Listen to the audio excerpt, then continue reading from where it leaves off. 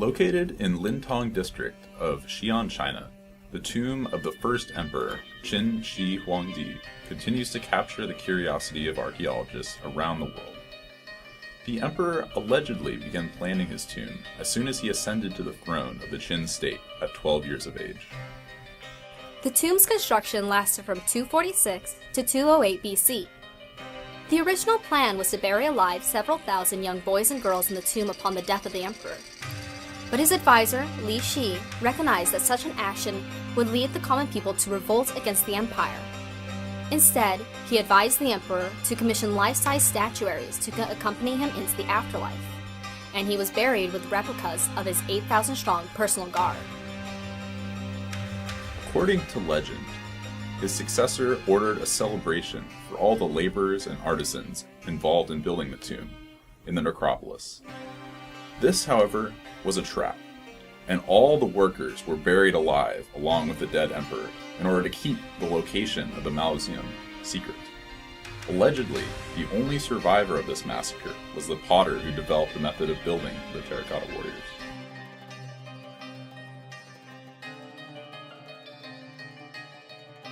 Our podcast today will be hosted by myself, Adam Beeler-Lammers. And me, Nora Fluetsch.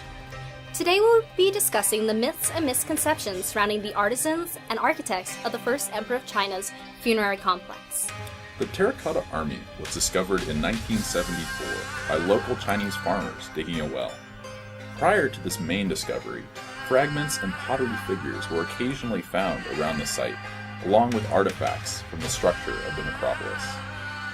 Zhao Kangmin was the first archaeologist sent to the site after the initial discovery and recognized them as Qin-era artifacts. Zhao led the initial excavation where archaeologists, quote, found heads, torsos, and limbs. He began to reconstruct a figure piece by piece. Each warrior was life-size, with a different face, expression, and details that were realistic down to the fingernails, unquote, as well as unique ears molded for each soldier. Over the years, archaeologists have continued studying the site to glean new information and insight into the first emperor. In 2007, scientists from Stanford and the Advanced Light Source Facility in Berkeley, California, used powder diffraction experiments along with other techniques to show that the Chinese purple dye used on the statues was created by Tao alchemists, attempting to synthesize jade ornaments. These terracotta soldiers are unlike anything produced in China prior to the creation of the tomb, or in the century that followed. There was no history of small figurines, clay or stone. No history of freestanding human depictions. So where did these soldiers come from? How did they spontaneously arrive in China? And why, if this was a new Chinese art style, are there none afterwards? According to the Chinese legend, these questions can be answered by the pressure under which the artists labored and the deaths of all the artisans at the end. But this unsubstantiated yet convenient account brings about more questions than it answered. Why don't they show the characteristics of Chinese artwork from the time, such as small scale, elongated features, and flowing stylistic embellishments? Using rudimentary clay firing techniques, how did they create such long-lasting hollow statues? According to legend, the tomb was constructed and filled in less than 40 years. And yet, the funerary complex spans an area over 20 miles long.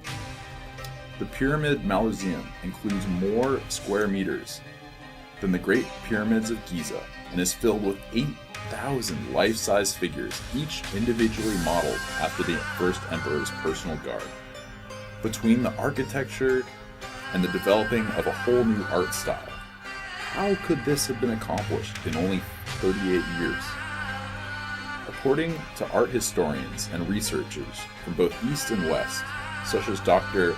Xiu Chen and Professor Lucas Nickel, these questions may be fully answered by a new theory, that Greeks provided the terracotta soldiers. A newly discovered gravesite near the funerary complex contains the remains of several people who have been dated at around 200 BC and whose DNA testing has identified as Greek. These people may have been artisans who brought revolutionary art techniques and technology to China for the emperor's tomb. This theory would certainly explain why the artwork was so different from others at the time, and why there is no archaeological record for the soldiers' development. Greek techniques and technology may have given the Chinese workers the ability to complete the tomb within the mythical timeline. This new theory has been discussed in publications such as the National Geographic, who had several articles speaking of a radical new theory suggesting that foreign artists trained Emperor Qin's craftsmen. The presence of Greek remains has also changed the timeline of East-West contact. Now it is believed that, quote, traveling from Hellenized areas of Western Asia and arriving in China 1500 years before Marco Polo, they could have trained the local craftsmen who furnished the emperor's tomb with statuary, unquote. Many have taken issue with the findings, including the Chinese news media, with Li Xiuchen saying that her comments were taken out of context and that the sculptures may have been influenced by the Western cultures, but the statues were, quote, uniquely made by the Chinese, unquote. Zhang Weixing, head of the Emperor Qin's Mausoleum Site Museum, also stated that there is, quote, no substantial evidence, unquote, for contact between the Greeks and the Chinese at the time. It was also found that the mitochondrial DNA was not proof of the Greeks' presence because the Tocharians and Indo-European people had been in the area of Xinjiang since 2000 BCE. The implications of this theory are difficult to fully understand. At the moment, the evidence supporting the idea that Greek sculpture inspired the terracotta figures is somewhat tenuous. If more archaeological evidence emerges supporting the theory, then our understandings of the site's historical and cultural origins would necessarily shift. However, the authoritarian and often nationalist Chinese government would likely feel politically threatened by the implication that such a major Chinese monument was inspired by a foreign and Western culture. For archaeology, the implications would be more positive and exciting. It would imply that these ancient Chinese sites were the product of a true cultural exchange between the Greeks and the ancient Chinese. The broader issue with this theory is the biased and problematic idea that culture and the arts diffused outward from a European source. With cultural and technical achievements in politics and architecture, ancient Greece has become the center from which these higher-level ideas emanate, as if the Greeks were the only people who could have achieved such monumental feats. In not giving proper credit to the people who did it, in fact, create these great constructions, it diminishes the accomplishments and portrays them as being less civilized and advanced than they were, in turn perpetuating a cycle of racism and superiority by Western civilizations. Thank you for joining us today for our discussion about the myths and misconceptions surrounding the tomb of China's first emperor.